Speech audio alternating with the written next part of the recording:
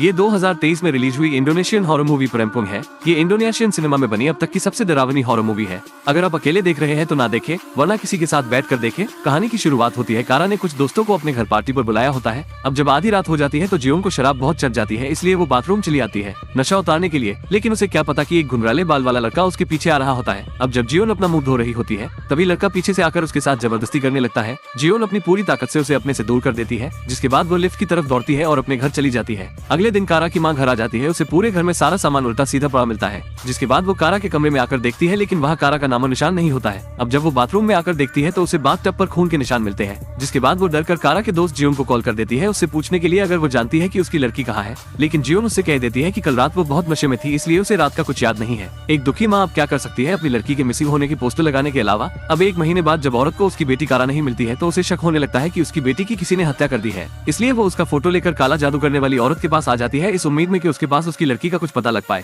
जिसके बाद जादू करने वाली औरत फोटो को लेकर जला देती है। अब तुरंत बाद वो ध्यान लगाने लगती है, तभी उसका चेहरा अचानक अजीब हो जाता है। अब वो कुछ बहुत बुरा देख लेते हैं, जिसके बाद वो औरत को बताती है कि उसकी बेटी कारा मर चुकी है, किसी ने उसकी हत्या कर दी है। ये सुनकर माँ टूट जाती है और रोने लगती है। हालांकि उसके दिल में बदले की आग जलती रहती है। वो इस बात को नहीं मान पा रही है कि उसकी बेटी मर चुकी है। अब वो अपनी बेटी की दोस्त कारा को फोन करके घर पर बुला लेती है। अब जियोन उसके घर पर आ जाती है, तभी उसे घर के अंदर बहुत बुरी बदबू आने लगती है। फिर वो चेक करने लगती है कि ये बदबू आ कहाँ से रही है। लेकिन जब वो बेडरूम का दरवाजा खोलती है तो वो बहुत डर जाती है जब वो वहाँ कारा की माँ को अजीब तरह से देखती है। उसकी माँ उसे कहती है कि ये लड़की तो नहीं जानती है कि मेरी बेटी कारा कहाँ है, तो झूठ बोल रही है। जियोंग कहती है कि उसे सच में नहीं पता है कि उसकी दोस्त कारा कहाँ, लेकिन वो उससे वादा कर लेती है कि वो उसे ढूंढ निकालेगी। लेकिन उसकी माँ को पहले से सब पता होता है, इसलिए वो उसे कहती है कोई नहीं बच पाएगा, सब नरक में जाएंगे। ये सुनकर जियोन बहुत डर जाती है और वहाँ से भाग जाती है। तभी बेडरूम का दरवाजा अचानक बंद हो जाता है।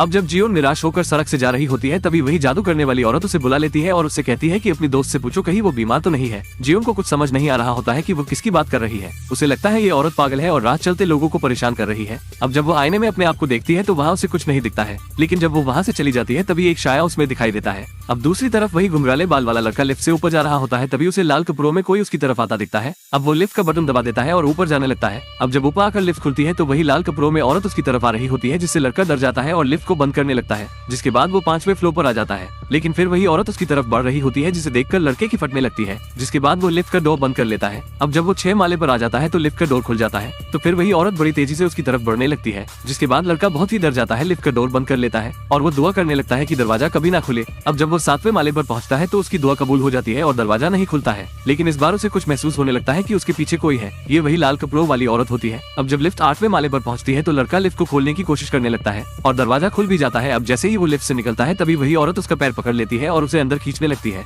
जिसके बाद इतिहास का सबसे डरावना सीन सामने आता है।